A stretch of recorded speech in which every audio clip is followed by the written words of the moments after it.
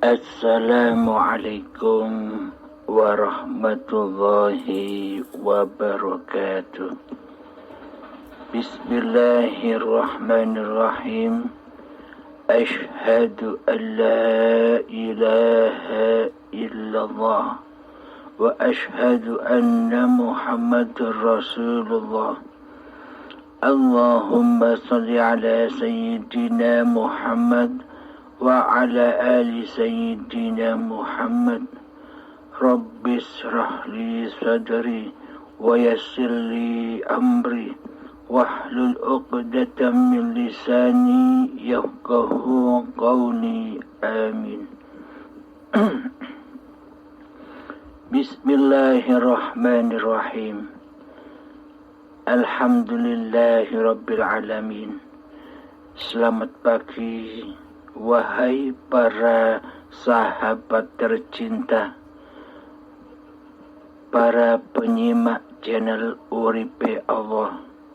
Semoga Anda semua, semoga kita semua senantiasa diberi bimbingan oleh Allah Subhanahu wa Ta'ala, senantiasa diberi kefahaman oleh Allah Subhanahu wa Ta'ala, hingga kita bisa mengaplikasikan apa-apa yang sudah dipaparkan di dalam channel Uripe Allah.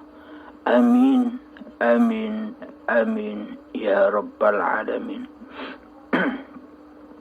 Semoga Anda semua diberi kesehatan dan rezeki yang berkah di sisi Allah Subhanahu wa Ta'ala. Amin ya rabbal alamin. Bismillahirrahmanirrahim. Melanjutkan episode yang kemarin mengkaji tentang sifat wajibnya Allah yang pertama, yakni wujud, bahwa wajib bagi Allah itu ada.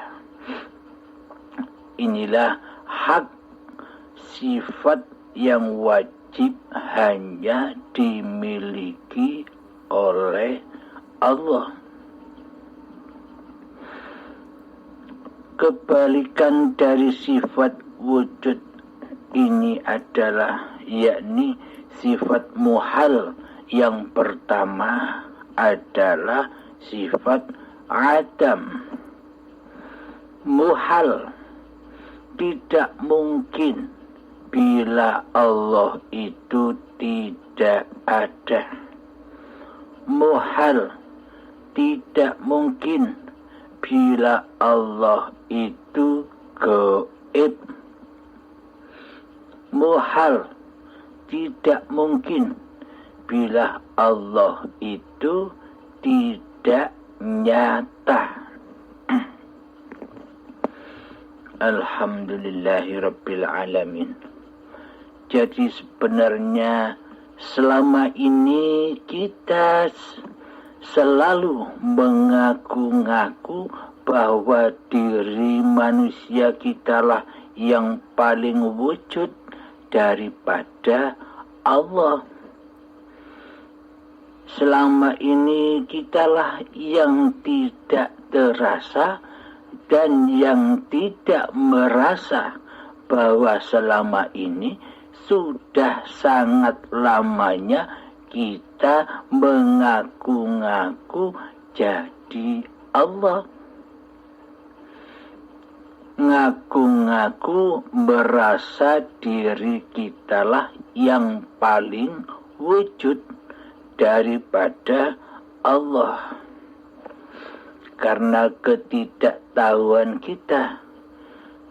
Karena selama ini kita hanya berislam dan beragama serta bertuhan ala kadarnya.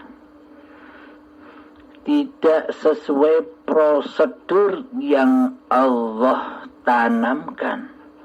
Tidak sesuai prosedur yang Allah persyaratkan di dalam beragama dan bertuhan. Selama ini kita hanya beragama dan bertuhan hanya di sisi manusia, bukan di sisi Allah. Selama ini kita beragama dan bertuhan bukan di sisi Allah. Hati kita masih ingkar. Jadi yang dimaksud beragama dan bertuhan di sisi Allah itu hatinya sudah sadar bahwa yang paling wujud itu adalah Allahnya daripada manusianya di hatinya. Babakan Islam dan babakan ketuhanan ini adalah hanya ada di hati manusia. Karena Allah tidak memandang rupa dan hartamu, Allah tidak memandang ilmu dan amalmu, Allah tidak memandang nasab kemuliaanmu di sisi manusia. Akan tetapi Allah hanya menilai, menyaksikan, memandang hatimu. Di dalamnya yang wujud itu siapa? Allah-kah ataukah diri manusiamu yang wujud seolah-olah menjadi Tuhan di dalamnya? Nah, berarti selama ini Allah sudah kita posisikan di dalam sifat muhalnya Allah sendiri.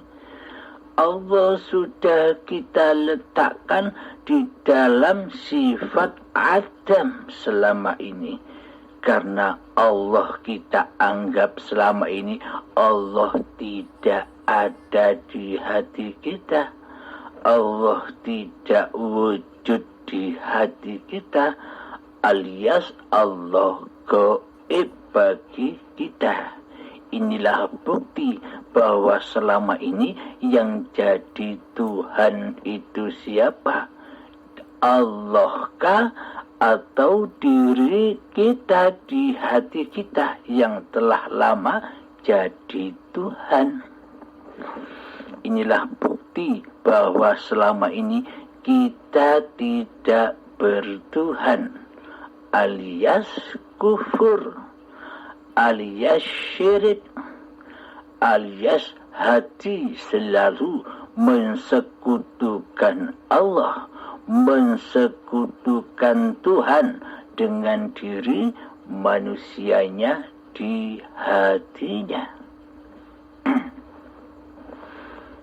Mari kita baca surat Al-Insan ayat pertama. A'udzu billahi minasy syaithanir rajim. Bismillahirrahmanirrahim. Hal ata Low battery, please charge. من الدهر لم يكن شيئا مذكورا. Artinya, bukankah pernah datang kepada manusia waktu dari masa yang ketika itu belum merupakan sesuatu yang dapat disebut? Nah, inilah bukti bahwa sesungguhnya manusia itu adalah Adam. Manusia sesungguhnya tidak ada. Yang bisa menyebutkan manusia kan hanya Allah, kan hanya hidup. Jika manusia tidak hidup, apakah bisa menyebut dirinya sebagai manusia. Tanpa Allah, tanpa hidup, apakah mungkin kita bisa menyebut bahwa diri badan inilah yang disebut manusia? Padahal Allah sudah menyebutkan bahwa manusia itu bermula dari sesuatu yang tak dapat disebut. Jadi wujudnya, adanya segala sesebutan yang ada di alam semesta ini, semua itu ada karena wujudnya Allah, karena wujudnya hidup. Selama ini di dalam hati kita mengira bahwa alam semesta yang ada di luar diri kita itu adalah sangat luasnya, lebih luas daripada alam semesta yang ada di dalam diri manusia. Karena seluruh keluasan alam semesta yang kita saksikan di luar diri kita ini sudah dirangkum ke dalam alam semesta yang ada di dalam diri manusia kita. Jadi memang seolah-olah alam semesta yang di luar diri kita ini sangat amatlah luasnya.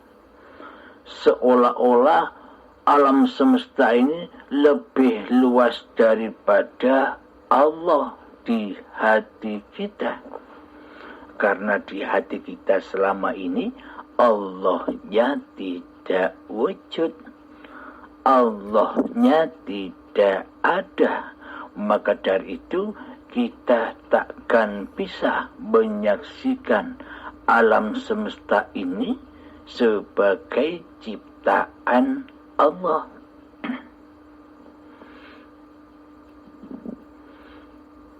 Karena Allah selama ini kita tiadakan di hati kita, kita adamkan di hati kita. Silahkan nyatakan, aplikasikan kewujudan Allah di hati kita. Ilustrasinya demikian. Bila tanpa wujudnya Allah, bila tanpa hayatullah yang ada di badan ini, apakah kita bisa menyaksikan alam semesta yang begitu luas dan hebatnya itu? Apakah kita bisa menyaksikan kemahabesaran alam semesta yang kita saksikan di luar tubuh kita itu bila tidak ada wujudnya hidup, bila tidak ada wujudnya Allah? Apakah kita bisa menyaksikan kewujudan alam semesta ini, alam raya ini? Adanya wujudnya alam raya ini, adanya wujudnya alam semesta ini kan karena adanya Allah, kan karena adanya hidup. Tanpa adanya Allah, tanpa adanya hidup, maka alam semesta yang kita saksikan itu takkan pernah wujud, takkan pernah ada. Karena diri manusia kita pun juga tidak ada tanpa wujudnya hidup, tanpa wujudnya Allah. Jadi lebih besar mana, lebih maha besar mana antara yang di luar diri manusia kita dan yang ada di dalam diri manusia kita. Tentunya seluruh yang ada di luar diri manusia kita itu hanyalah sangat amat kecil. Hanyalah bioskop-bioskop yang kena sinar hayatullah. Jadi pada intinya filmnya alam semesta ini adalah di dalam masing-masing dada manusia. Itulah yang dimaksud Al-Quran Qadim. Jadi film alam semesta, jadi film apa-apa yang kita saksikan di luar diri kita ini adalah diri kita sendiri di hati kita, yakni ya Allah filmnya. Allah lah kewujudan, Allah lah kewujudan hiduplah film dari alam semesta ini. Karena alam semesta ini sudah berada di dalam Allah sendiri, sudah di dalam hidup itu sendiri. Jadi pada intinya bila di dalam hati kita masih berkedudukan sebagai Allah, sebagai Tuhan yang wujud di hati kita, yakni hawa nafsu menduduki sifat wujudnya dan hidupnya Allah di hati kita, selamanya kita takkan pernah bisa menyaksikan kemahabesaran Allah, kemahahebatan Allah, kemahasaktian Allah di hati kita. Karena selama ini kitalah yang mentuhani di dalamnya, sehingga hati kita buta, hati kita keras melebihi kerasnya batu. Yang ada di dalam hati kita hanyalah hubbud dunya, cinta dunia, daripada cinta Tuhan pencipta dunia dan diri manusianya. Jadi posisikanlah diri manusia kita di dalam hakikat sifat diri manusia kita, yakni Adam. Jadi sifat muhal bagi Allah itu yang pertama adalah Adam, menunjukkan bahwa muhal, tidak mungkin Allah itu tidak ada. Jadi yang tidak ada itu sesungguhnya alam semesta ini, yakni sesungguhnya yang tidak ada itu selain Allah, yakni makhluk itulah yang tidak ada, yang bermula dari hal yang tak dapat disebut, yakni gaib. Jadi sesungguhnya manusia kitalah yang tiada. Sebelum umur kita, sekarang umur Anda berapa? Ada yang umur 20, ada yang berumur 30, 40, 50, 6 tahun yang lalu. Kira-kira ketika itu sampean masih ada, sudah ada. Ketika seumpama umur saya 48 tahun. 48 tahun yang lalu kan Abdul Halim tidak ada. Tidak ada, tidak bisa disebut. Tidak ada namanya. Itulah hakikat diri manusia kita yang tidak ada. Selamanya, baik dulu, baik sekarang, dan baik yang akan datang, tetaplah tidak ada.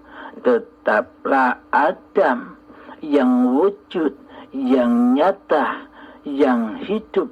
Tetaplah Allah.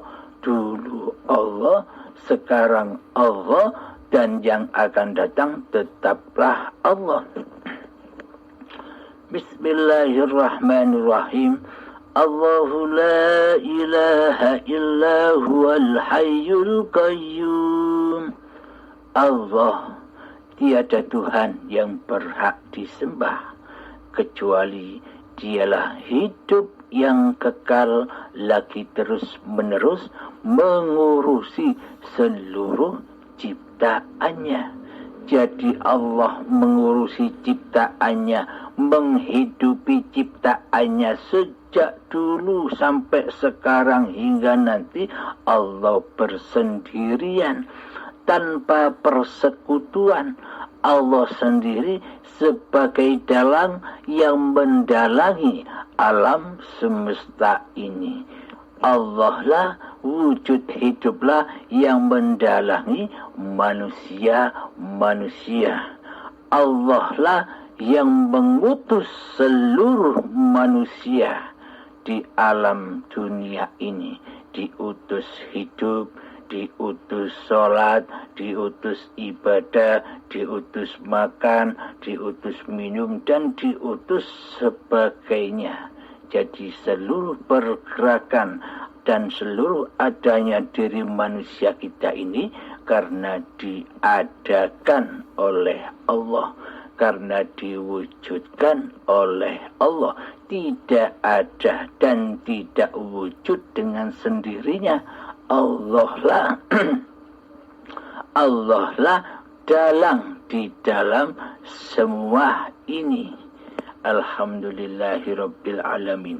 Tetapkanlah di hati kita keadaman diri manusia kita di hati kita, dan tetapkanlah di hati kita Allah lah yang wujud, hiduplah yang wujud, menghidupi diri manusia kita. Alhamdulillahirabbil alamin. Semoga saya dan semoga kita semua selalu di dalam bimbingan Allah Subhanahu wa Ta'ala, yang senantiasa istiqomah mendengarkan paparan-paparan yang tersaji di dalam channel Uripe Allah. Akhirul kalam, assalamualaikum warahmatullahi wabarakatuh.